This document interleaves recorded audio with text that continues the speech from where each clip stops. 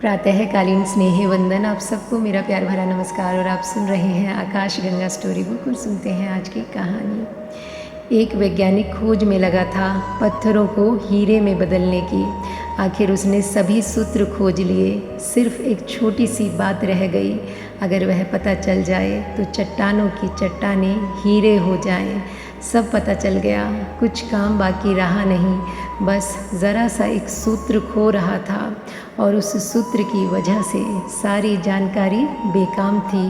वह सूत्र मिल जाए तो सब चीज़ें उपयोग हो जाए। वह थक गया, परेशान हो गया।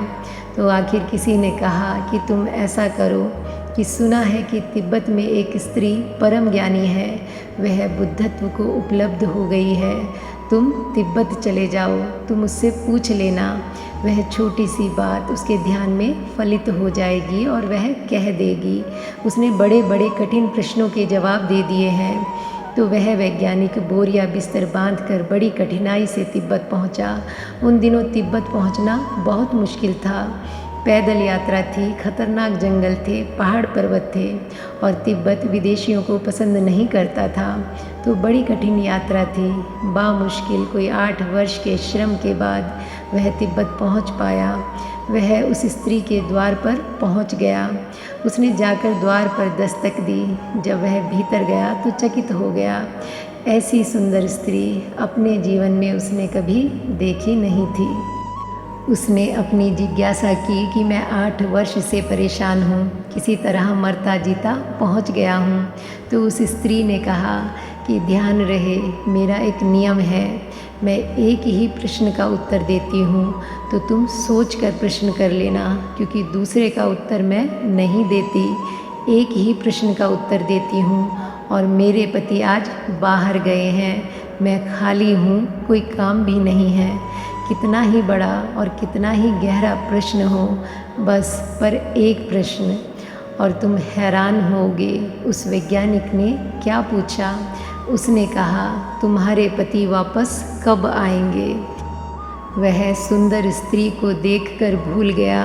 जीवन भर की जिज्ञासा, खोज बहुत गहरी नहीं थी और ब्रह्म को उपलब्ध स्त्री के सामने भी उसने पूछा क्या, तुम्हारे पति वापस कब आएंगे। काम वासना गहरे में रही होगी, बाकी सब जिज्ञासा उथली उथली थी।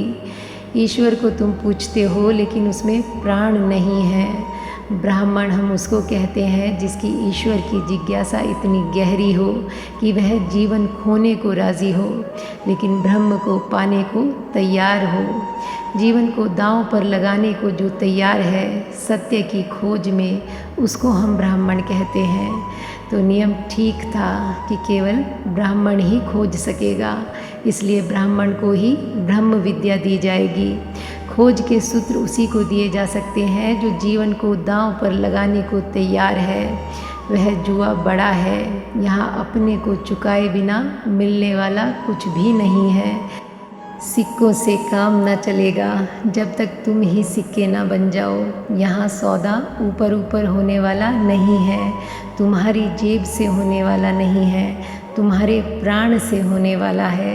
यहाँ तुम्हें अपने को ही दांव पर रख देना होगा, इससे कम में नहीं होने वाला है। ब्राह्मण वह है जो ब्रह्म के लिए मिटने को तैयार है, उसको ही चाबियाँ दी जा सकती हैं।